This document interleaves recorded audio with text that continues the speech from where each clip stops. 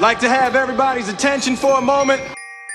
There's a stat. I don't like bringing up stats, but there's one stat about the Panthers. He's in the world is James Harden better scorer than Michael Jordan? No, he's more creative in that. Traveling is not creative, Brandon. He doesn't. No matter what the score is, and they've said it themselves, whether they're up 10, down 20, whatever, they know they can turn it on whenever. Why did you have to bring up the Cowboys in this conversation? Lived in Texas for 2 years and just could not stand to watch Cowboys football. All right, listen up. Welcome to The Rundown. Here's Desmond Johnson. Welcome back to The Rundown. I am your host, Desmond Johnson. I am joined by the host of Snowman in the Mornings. You can catch him 9 a.m. Monday through Friday at snowmaninthemornings.com/listen live. Brian Snow, first-time guest on The Rundown. What's going on, brother? Hey, what's going on, brother? Thanks for having me. Yeah, man. I wanted to talk to you about a couple things Panther-related, but of course, the biggest news out of Pantherland this past week is the signing of star running back Christian McCaffrey. He's only 23 years old. He now has the highest paid deal for running back in NFL history. I did get a chance through ProFootballTalk.com to kind of see what the parameters of the deal was, because we didn't really know exactly what it was going to be when it first came out. And it kind of sounded crazy at first, but now looking at the numbers, I don't think it's that bad. Let me throw some of these numbers at you and get your opinion here. He got a $21.5 million signing bonus. His base salary for the upcoming year is only going to be $825,000. That's fully guaranteed. In 2021, the base salary is $8 million. $7.7 million of that is fully guaranteed at signing. So he's guaranteed through the next 2 years about $37 million, counting the bonus, signing bonus. In 2022, the base salary is $8.4 million. $8.1 million of that is guaranteed for injury at signing. And then going through the rest of the years, 2023, he's a base salary of $11.8 million. Only $1 million of that is guaranteed for injury. In 2024, the base salary is $11.8. 2025, $12 million. And he gets $200,000 per year in workout bonuses. The 4-year extension has $30 million fully guaranteed at signing, and another $8.1 million becomes guaranteed next March. So the practical guarantee is about $38 million, $38.1 million. Now the Panthers can avoid owing him $38 million by cutting him after 1 year, which doesn't seem very likely, and just paying him the $30 million bonus. So it comes out to about $16 million per year if you do it over a average. But really, in real talk, most of the money's front loaded the first 3 years of the deal.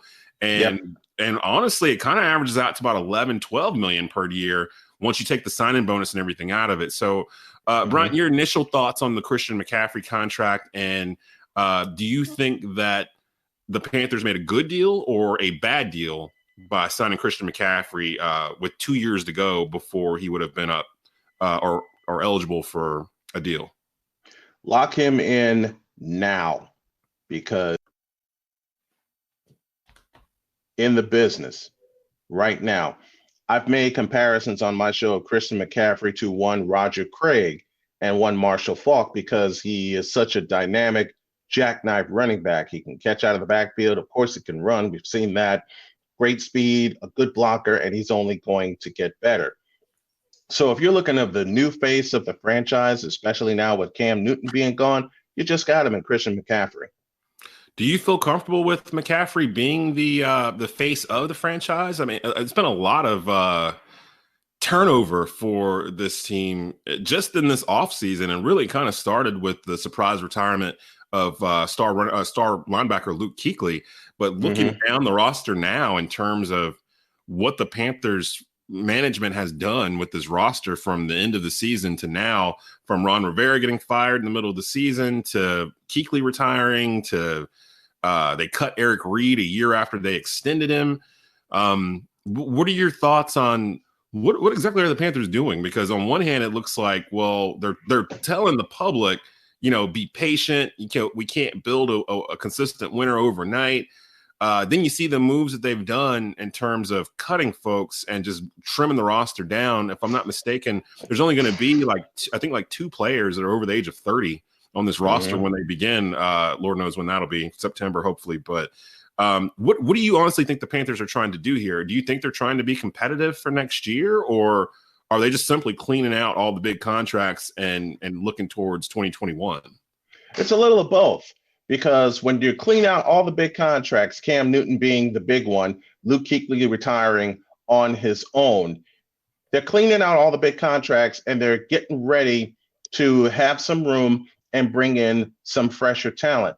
Rivera being fired in the middle of the season, especially when they really had a chance to compete, don't know how that would have solved anything, because now you're going to have a new staff in place. You're going to have unproven systems in place when the season begins. The signing of Christian McCaffrey is a good thing for the Panthers, because now you lock in the new face of the franchise and you lock them in for the immediate future. As far as what the rest of the team is doing, like you, I have no idea, because you're sending two signals. You're sending a signal saying be patient, but also with some of the roster moves that they made, it seems like they're tanking. Yeah, and it's kind of crazy, because when I look at their offensive skill positions, so you basically swapped out Cam Newton for Teddy Bridgewater, pretty much an even swap in terms of salary. Cam was going to be due like 19-20 million this year if he was on the roster. Teddy's getting about 20 million off the 3-year deal that he signed. Teddy may be, and I love Cam Newton. Everyone knows I love Cam Newton, but Teddy Bridgewater may be a better fit for what Coach Matt Rule and offensive coordinator Joe Brady want to do. If it's anything like the offenses that Joe Brady was overseeing at LSU, it'll be a lot of quick passing, slants, getting players in open space so they can kind of do their own thing, like 5 wide out type sets, things like that. And while Cam, we were starting to see 2017 a little glimpse of Cam turning into that player, I don't know if Coach Rule and owner David Tepper had the patience to wait another 2-3 years for Cam to fully be that pocket passer, I guess you could say. Teddy Bridgewater, for the most part, is serviceable, I guess. But then you put Christian McCaffrey behind him, who I believe is the greatest running back in the NFL today, like right now. Like, yes, Saquon Barkley's great. You got a couple other guys that are out there doing their thing, but none of them really do exactly what Christian McCaffrey does, which is why I can understand him basically getting paid like a wide receiver. I think he sort of reminds me of Marshall Faulk a little bit in terms of his elusiveness. And I think a lot of it too, people for some reason now, people's memories are fleeting, I guess, because they seem to think that Marshall Faulk only ran to the outside and that Christian McCaffrey only runs sweeps or something. And most of their yards came in between the tackles, like kind of getting up in there and then making people miss. And Marshall Faulk was one of my favorite players because you could put him anywhere on the field. Yeah. And, he was an MVP. He had one of the greatest seasons I can remember in 2001 when he won the MVP and the Rams lost the Patriots in that Super Bowl. But McCaffrey kind of reminds me of that. Do you think that the Panthers can legit in 2020, can they legit build a team around a 23-year-old running back? Because that kind of goes against everything we've been told the past decade in terms of the running back position. Do you think it's feasible for the Panthers to be able to do this with McCaffrey as the face of the franchise?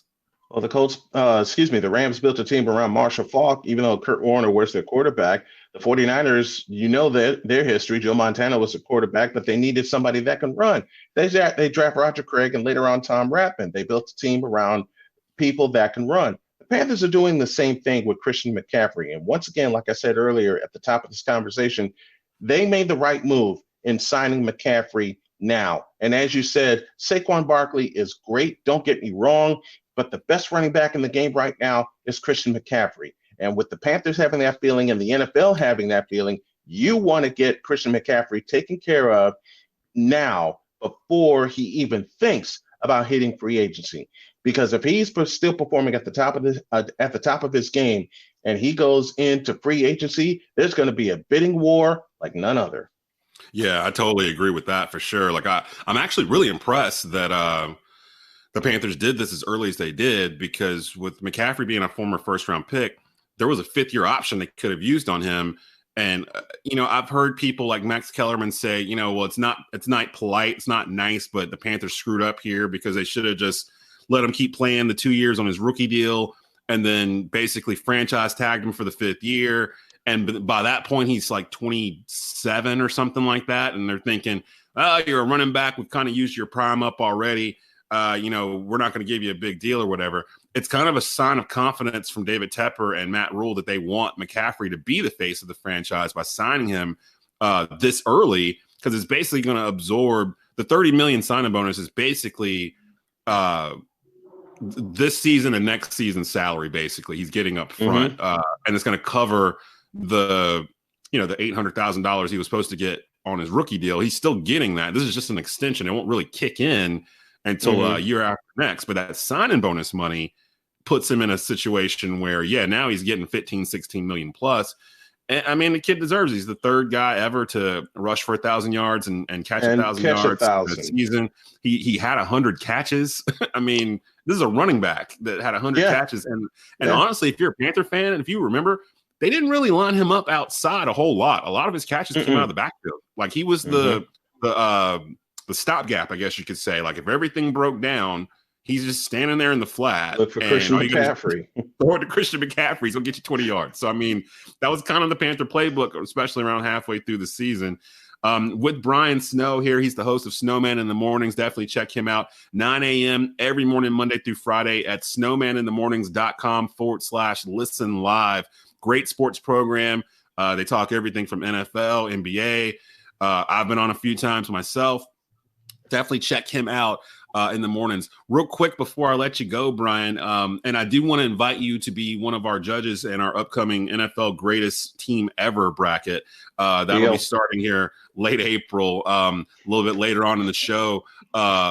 Myself and Rod Funderburk and Brandon Blakeney are going to actually choose the 4 number 1 seeds for that bracket, which should be a fun conversation there. Yeah, so I kind of got an idea of who I want in there as the number 1 overall seed. I watched some 30 for 30s last night, so I'm kind of leaning towards a certain group there. So we'll see how that goes. But real quick, back to the Panthers. The last thing I wanted to ask you, with the draft coming up here in about a week, actually. Panthers sitting at 7. We've talked about the offense. They got weapons at Curtis Samuel and DJ Moore on the outside. Both of them still on rookie deals. Christian McCaffrey just re-upped. Teddy Bridgewater's on a team-friendly deal. They, of course, could use some help on the offensive line. Maybe at tight end with Greg Olsen moving on to Seattle. But the defense is a mess when you look at it on paper. Are there any prospects out there at number 7 that you would want Carolina to go after either side of the ball, or should Carolina trade down? What do you think the Panthers should do with their number 7 pick here in about a week? Oh, it's so many options for Carolina for that number 7 pick. One of the defensive guys that I have been looking at is Javon Kinlaw. He could come in and immediately help the Panthers, but I have the feeling Javon Kinlaw is going to fall to 13, and he'll fall right into Kyle Shanahan and John Lynch's hands in San Francisco.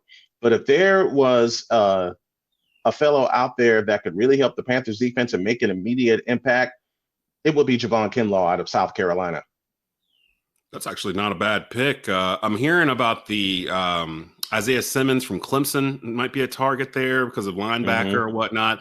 I'm just looking up and down the defensive roster for the Panthers, and it's like, where is everybody? Too many holes in it. There are too many holes in it. I didn't even think about the fact that Kawan Short is like 31. I didn't even think about that. He's already had a big deal. Kind of surprised he's still on the roster. He had a season injury last year. But I think most of his money's already been spent. So that's probably why he's still on. I haven't had a chance to check the cap yet. But between Eric Reed, Luke Kuechly, literally the entire defensive line is in Dallas right now. Dontari Poe signed with the Cowboys. Gerald McCoy signed with the Cowboys. They've got Brian Burns, who was their number 1 or their first round pick last year. But there's only, I think we had mentioned this on a previous episode of the Rundown. As it stands right now, there's only like 4 guys on the defense that have played more than 30% of the defensive snaps from last year, which is frightening to me because I have no idea what's going to happen here. It almost feels like the Panthers are going to be in shootouts like every game. I don't know. And they play in the NFC South. Right. And they play in the NFC South, where you got to see Tom Brady twice. You got to see Drew Brees twice. You got to see Matt Ryan twice. And then it's like Let's take a peek at the NFC South really quick, and we're just looking on the offensive side of the ball, folks. Drew Brees, Tom Brady, Matt Ryan, and then hanging on at the number 4 slot is Teddy Bridgewater. It's kind of like the old Sesame Street song. Which one of these things is not like the others? Okay. You know what makes me just hearing you say that out loud makes me mad the Panthers didn't keep Cam Newton, because if Cam Newton is healthy, just to say, Matt Ryan, Drew Brees, Tom Brady, Cam Newton in the same division. How much fun that would have been to see that go down. I understand why they did it with Cam Newton. I don't like how they did it. I think they should have let him go a little bit earlier so he could find a home. But on the other hand, I don't think it's all on Cam Newton, because there's other guys. I mean, Jadeveon Clowney still hasn't found a home. Jameson, what's his name? From Tampa Bay. Jameis Winston. I'm sorry. Jameis Winston. He hasn't found a home yet. I mean, mainly because of coronavirus and teams can't work out players on their own. It's kind of in a limbo. So, yeah, I mean, I expected Cam to be signed by now. He's not. But at this rate, we don't even know if we're having fall sports. So we'll see how that better goes. have fall sports, doggone it. I miss using my play-by-play mic just like you do. Hey, man, I was so hyped for the summer. And now I've resigned myself to the fact that I don't think summer sports are coming back, man. I don't think they're coming. I was looking forward to having my first full baseball season broadcast-wise since 2016. Yeah. I was geared up for it. My wife would see all the schedules I had brought in since we moved here. She'd see all the schedules, and she says, now, you're going to have to break this down. Make sure you keep your job in tow and you get all these games in, because I want you to get your games in. And then, poof. Gone. Nothing until May 18th. And like a 2-day stretch, it all disappeared. It disappeared. You know how I got the clue and how my stomach started turning over when all of the conference tournaments in college basketball started pulling the plug one by one. And I'm sitting there, my mouth's through the floor. My friends are looking at me going, what's the matter? I said, I'm going to have to put my play-by-play mic away for a while. I'm praying that this flattens out. I want it to flatten out in its natural course. Okay, let's let this run its course. But as a broadcaster, and you've said this so many times over, as a broadcaster who depends on this income and depends on the contact from the kids, man, can we bring sports back, please? I want to get back in the booth. I will say, after watching WrestleMania last weekend, they did it over 2 nights. They did it at the Performance Center in Orlando. It was supposed to be in Tampa in front of 75,000 fans. And they did it basically in an empty Performance Center. And I will say I was a little bit surprised about how I felt about trying to watch it without fans in attendance. I think I've changed my opinion on just bringing back sports without the fans. I'm kind of in the mindset of letting it wait until fans can be back in there. So I've kind of moved my mentality to the fall. Like, everybody knows I love high school football. I do play-by-play throughout the season for that. I could see a scenario in the fall where they still have the kids on distance learning, like online, but they've loosened the requirements in terms of crowds a little bit, so that maybe not capacity houses, but you can have up to, 500 or something at a football game, maybe have them spaced out a little bit. So, I don't know, something along those lines, but I can see that. I do think people like me and you will come in handy if that's the case, because there's going to be a lot of people that are still concerned about going out in public and sitting with a bunch of people for 3 hours to watch a football game and afraid they might catch the coronavirus. And B, those that can't get into those places that will have a smaller capacity, we'll still have a need to listen to and watch and view these games. It'll become more important than ever. So that's kind of what I'm holding out hope for, that in the end, this will be a blessing for people like me and you in the industry and others. We've had to kind of change what we do and adapt on the fly. This wasn't even a video show 3 weeks ago. So we've kind of changed a lot about what and you've taught me so much since I've been here in North Carolina, and what tools I can use and how I can get everything done and what I need. And I want to thank you for A, let me into your life, and B, let me into your world so I can learn from you and we can learn from each other and we can collab like this, man. Yeah, absolutely. I gotta let you go. We got a loaded show today, but before I let you go, let everybody know once again where they can get to your stuff. Snowman in the mornings on the weekdays. Snowmaninthemorning.com is where you can find my show. Snowmaninthemorning.com/listen live. It's all one word, is where you can find me Monday through Friday, 9 a.m. Eastern time. That is Brian Snow from Snowman in the Mornings. You are locked in to the Rundown with Desmond Johnson. All right, and welcome back to the Rundown. I am your host, Desmond Johnson, brought to you by Body Patterns Fitness and Wellness in Kernersville and Blue Naples Pizza, also in Kernersville. Blue Naples Pizza is my go-to spot for strombolis, cheesesteaks, wings, and whatnot. It's a little kind of hidden over off Union Cross Road, so definitely go check them out. On with us right now, he is the studio host for IMG Learfield Sports for Appalachian State football. He's also a commentator for Appalachian State basketball as well. Ryan Stone joining the Rundown. What's going on, Ryan? Not a whole lot, man. How's the quarantine treating you? About the same. Trying to stay busy. Luckily, we've been gifted with a couple of things to actually discuss, and I wanted to touch base with you on two things regarding North Carolina, the University of North Carolina, news from this past week that hit major headlines. Starting point guard, freshman point guard Cole Anthony, basically what we expected, announced that he's going to be going to the NBA draft. I don't think that's that big of a shock to anybody that's following the program. My question to you, though, involved where should he land, because the Charlotte Hornets are actually sitting at the number 8 pick as it stands right now. I don't know if they're going to finish the regular season or not. And what are the odds of the Hornets drafting Cole Anthony with the number 8 pick of the NBA draft? Would that be something that would interest you as a Hornets? I don't know if you're a Hornets fan or at least you follow the Hornets. So would that be something to make you go, oh, okay, I want to check them out? Or would you rather go get somebody like Obi Toppin from Dayton?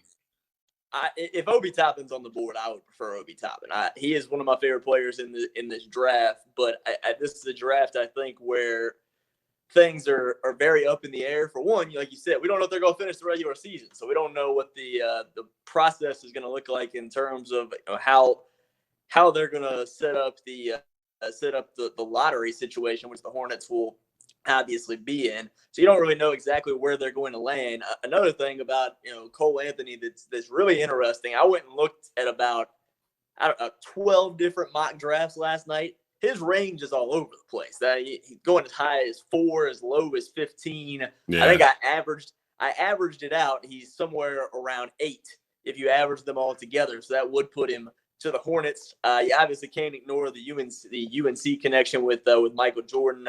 I think that Cole Anthony has great bloodlines as well. The thing the Hornets would also have to decide on is, are they going to stick with the two-headed backcourt of Terry Rozier and Devontae Graham, or if they're going to move one of those guys, then it does open up a slot for Cole Anthony maybe to slide in there. But I think the Hornets are a team that, as young as they are and as lacking of overall talent as they are, they're in a spot where they should just take whoever the best player is on the board when they get that opportunity to draft. Yeah, I would agree with that. Just thinking about Cole, you're right. They would have to get rid of one of those two, preferably Scary Terry. I don't even think they needed to sign him, to be honest. I think they just did it as a reaction to losing Kemba. Yeah. But I mean, I like Devontae Graham. We've actually had him on the Rundown before. Great kid. He's from North Carolina, former Big 12 Player of the Year. So, I mean, he's definitely there. Now, if you want that flash, though, I wouldn't mind drafting Cole and putting him at shooting guard, except for the fact that he's 6'3", 180 pounds. I don't know if that's going to work, but he's tough to slot position-wise. Because he's not a true point guard yet. I mean, he is a solid passer, but he is a look-to-score-first guard. So I think if for him to be successful early in his NBA career, the best opportunity for him may be going into like a 6-man type of role where he can just come off the bench and provide a scoring punch. Now, that may not be the situation depending on where he goes. The Knicks were slotted to pick him in a few different mocks. He's from New York. He's got connections there, obviously, with his father. He did say yesterday, I think he said it would be pretty cool if the Knicks did select him. But the Knicks have a couple of point guards on the roster right now, don't they? And Dennis Smith Jr. still up there? They do, but I think Cole is probably a better option than those guys at this point, at least to give a shot to. But I think there's quite a few places that Cole Anthony could end up landing. He's as a 2 guard, he's a concern because I think he's not a bad defender. Don't get me wrong. I mean, he guards people, he gets into people, but I think he guards the point guard position well. When you start getting into asking him to guard a 2 guard in the NBA, his size becomes a concern. I also think some things he probably needs to work on. He's a little turnover prone at times. He can force some bad shots. Some of that may have been, dealing to what he had around him at UNC this year, obviously. But I don't know at this point, if you're looking to make him a point guard, that he necessarily makes anybody better. I don't know that he made anybody better at UNC this year. But again, some of that was what's around him, in my opinion. Do you, speaking of, let's stick with the NBA for just a second here. The NBA is trying to figure out how to continue this season. There's talks that, and you mentioned this on a previous episode of the Rundown, that there's talks of maybe taking this to Las Vegas, having all the teams there. Dr. Anthony Fauci actually mentioned that might be a way to continue major sports, is to basically put all the teams in the same spot, put them in hotels, no fans. What's your opinion on Facebook's VR thing, this Oculus Rift thing that was starting to kind of gain a little ground before all this began? Do you think that would be something that would be an option for sports going forward? And if so, should they do something on a mass scale for this? Well, the thing about it is, I don't know that I buy into that as a long-term thing, but if you were going to try it, now's the time. If you're going to if sports are going to return without fans, then this would obviously be a great opportunity for any of those VR companies to try to make something like that happen. Because as we talked about last week, it's odd watching sports without fans in attendance. So if you've got some kind of VR experience added in with it, it may make things a little more enjoyable for the fans. But it would obviously be, I think, a golden opportunity for any VR company if they could make that happen and put that into play for something like the NBA playoffs or even the MLB season as well, who's also talked about doing kind of the Arizona deal with where they do spring training and using the Diamondbacks stadium as well. I think use the Grapefruit League breakdowns or whatever. Yeah, this would be a golden opportunity, I think, to do that. I mean, I would prefer that over just trying to watch the games on regular television with no crowds. Like I said, after watching WrestleMania, it just kind of ruined it for me. I can't picture watching the NBA Finals with Lakers Celtics or something, and they're in Vegas and in an empty gym. And I don't know. I'm not there yet. I could ask me again in a week or two, and I might be past my breaking point. I don't know. A lot of people are at the point where they just want sports, and they're not necessarily thinking about having to watch it in the awkward sense of there being no fans there, because not everybody watches WrestleMania and saw how awkward of a situation that was. The only thing that I guess maybe wasn't awkward to watch in terms of WrestleMania was the Undertaker match, because they actually took it to a vacation type thing. I did like that. I like that, and I like the John Cena Fiend match, where it was basically the same thing. They basically just taped it. And that might be the future of what they do going forward, wrestling-wise. That was my thought after watching it, and hearing a lot of people's reaction to not having fans there for a wrestling, particularly for wrestling, because fans are such a big part of it. Yeah. That if they should have spent, that maybe WrestleMania should have pushed it back a month. One, to give some more time and see what happens in terms of states reopening and things like that. Two, if it's not going to reopen, more opportunities to do kind of that scenario like they did with the Undertaker for all the matches.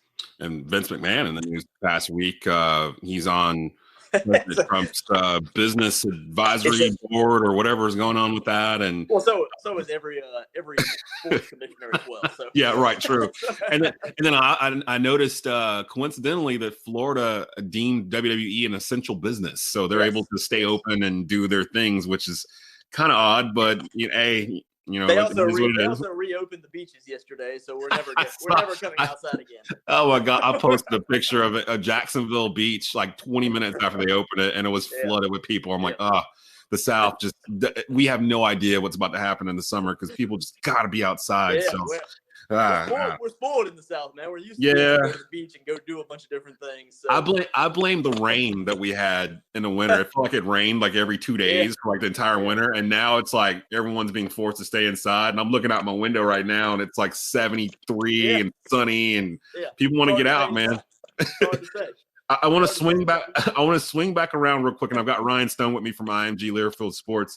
I want to swing back around to college football because honestly, that might be where we're heading here in terms of the first major sporting event. Either try to do this or to buck in the face of rules and regulations and try to do it anyway. North Carolina, again, in the news. For some reason, they have the number 2 recruiting class in the country after the 2 signings from the Triad yesterday. What are your thoughts on what the hell Mac Brown is doing? And do you see North Carolina as a national contender here over the next year or two?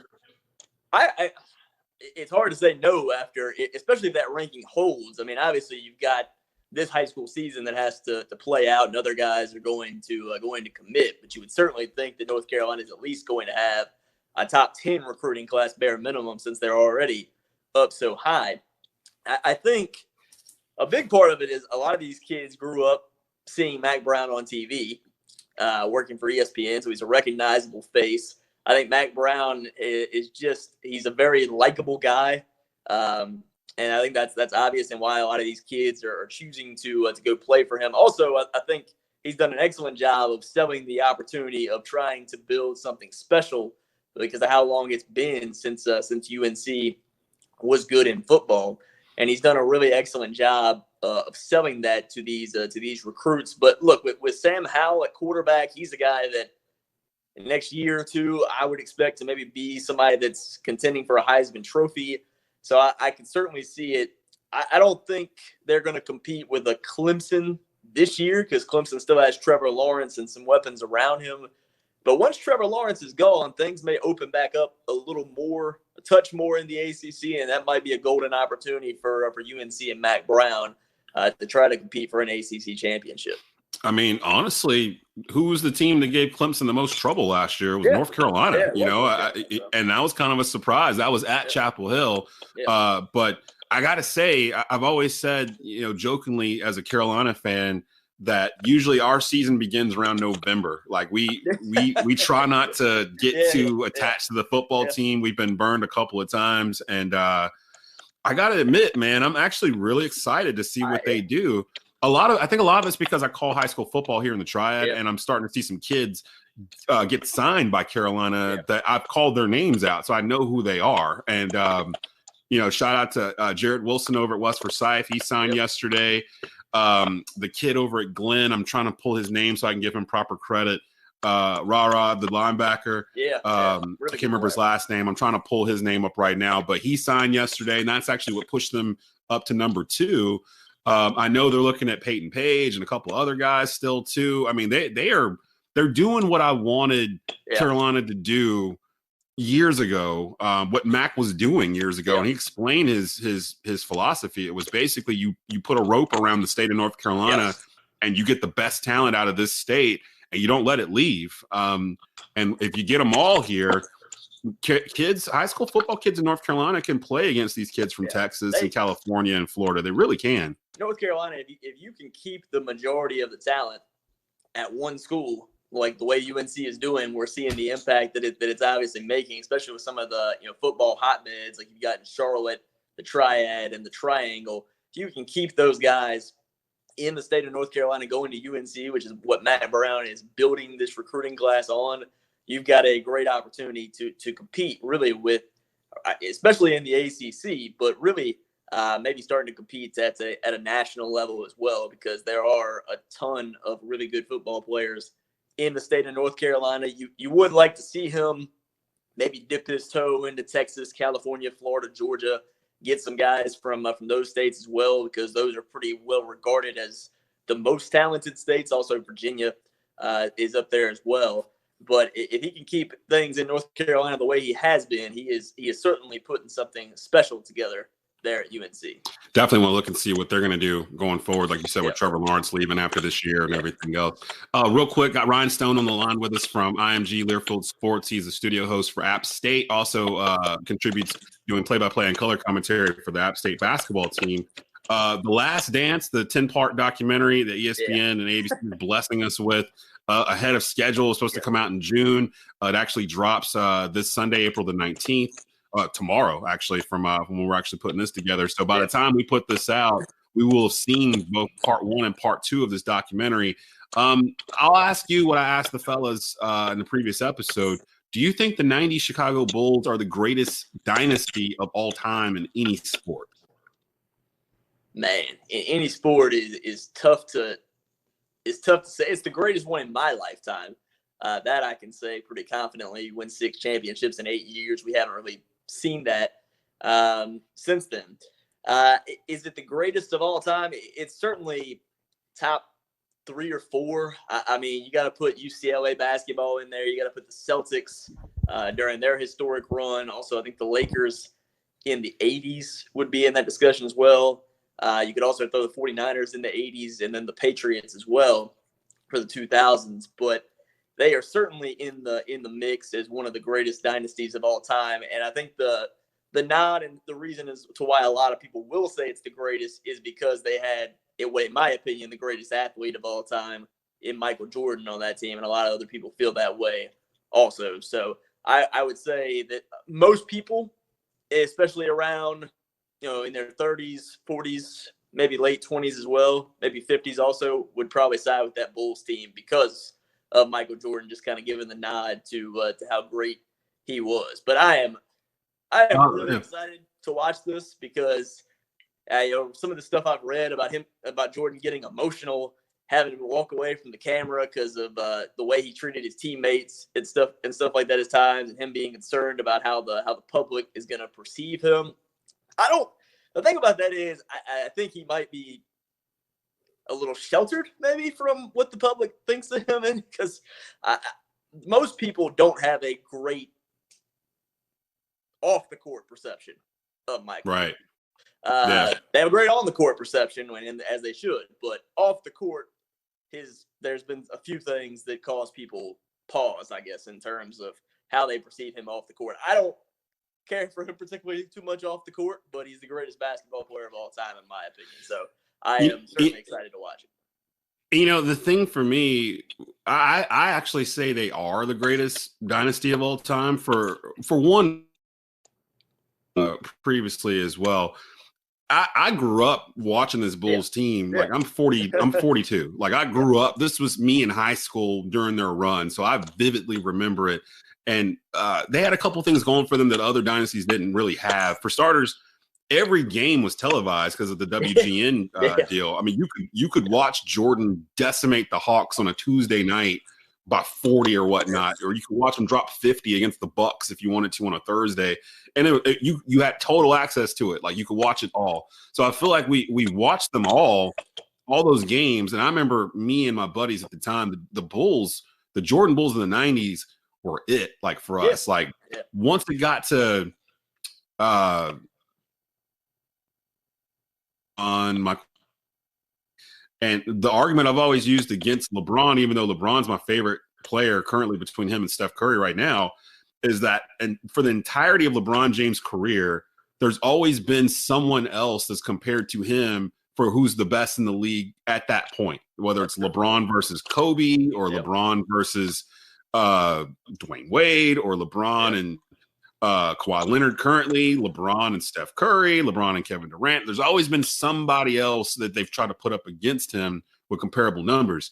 After 88, 89, I don't remember that conversation with Jordan at all. Like I remember it being, it was the consensus. Everyone knew he was the best player. Like that's that dude. Like Magic Johnson, Larry Bird, they're all basically saying this is the best guy in the league. This is who we're handing the torch to. And it was before he won his first title where I felt that sentiment in there. And for the Bulls, especially the second three-peat with Dennis Rodman, it felt like no one hated them. Like everyone was rooting for them to keep winning. were as like the Golden State Warrior, like the 17 Warriors with Kevin Durant. People were rooting for them not to win because they were so loaded, and they became kind of villains. Even the Miami Heat, when LeBron and Chris Bosh joined Dwayne Wade, they were kind of treated as heels the first year together because people just didn't agree with how it came together. I don't remember that with the Bulls. I don't remember anyone being like, I can't stand the Bulls. They're in the finals again. I can't believe they're in the finals. I mean, I don't remember that sentiment at all. And that's, to me, a sign of a great dynasty. I think the one thing I guess I would say, particularly about that second three-peat, because I'm 32, so the Bulls started me on basketball. That's where I started watching basketball, was when the Bulls were kind of in the middle of that run. The one thing I'd say I remember feeling towards that, I do remember kind of being indifferent on those finals, not necessarily rooting against the Bulls, but also would have liked to have seen Stockton and Malone maybe win a ring as well. But I think people felt that way. But I think you're right in terms of not hating the Bulls. I mean, everybody had Bulls starters jackets, Jordans, and Bulls snapback hats. So I mean, everybody had those at school. As far as, nobody being compared to Jordan, I think a big part of that was, at least for, you get to the point of probably 92, 91, 92, up to 95, 96. I think you could probably say that Jordan actually had the second best player in the league as his teammate, in Scottie Pippen. Oh yeah. So, yeah. 94, Scottie Pippen was the best player in the league in 94, the year that Jordan left, easily. I think that kind of, covered Pippen up a little bit and kind of led there to be no discussion, especially since he was always playing second fiddle to Jordan. I don't know that the league, as much as I love 90s basketball and how much more physical it was, I don't know that, those guys you mentioned with LeBron, there was no Kobe Bryant at those times. There was no Kevin Durant, in my opinion. There were some guys you could compare to Jordan, but I don't know that they're were as many great players as LeBron's had to go against. With that said, though, I mean, to me, Jordan still is the greatest of all time. And I think it's going to be really interesting to watch this documentary and just see. I'm really interested just to see his reactions to a lot of this stuff, to see how he feels about it looking back on it. If he would have done some things differently in terms of how he handled his teammates, things like that. Because we heard similar stories about Kobe Bryant as well and how he treated his teammates. But I think Kobe, minus the one indiscretion that got brought up for a few years, I think off the court did a lot more to help his image than Michael Jordan has ever necessarily done. So I think it'll be interesting just to see how Jordan, as he's gotten older, if his mind has changed some in terms of that. Yeah, that's an interesting comparison because especially with Kobe's death in January, I think we, the public, have seen a lot more in terms of how Kobe interacted with fans, how, he I didn't realize how much of a mentor he had been to a lot of players. And Jordan never really did that except for maybe towards the end of his Bulls career. So it'll be an interesting comparison for sure. And I went last night and watched a couple of the 30 for 30s that the director of The Last Dance, Jason Here, has done.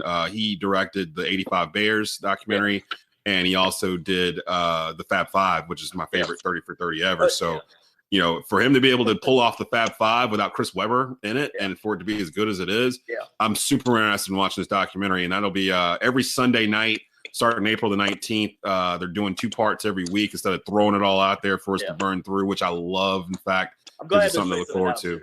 Yeah, gives us something to look forward to. I would definitely burn through it in probably 2 or 3 days. If they me put too. It, put it all together. So I'm glad they're doing it that way. Nobody bothered me from 8 to don't call house. The next 2 Sundays, don't bother calling, don't bother texting. There will be, the phone will be on Do Not Disturb. Hey, so we're here with Ryan Stone. I'm gonna let you go, Ryan.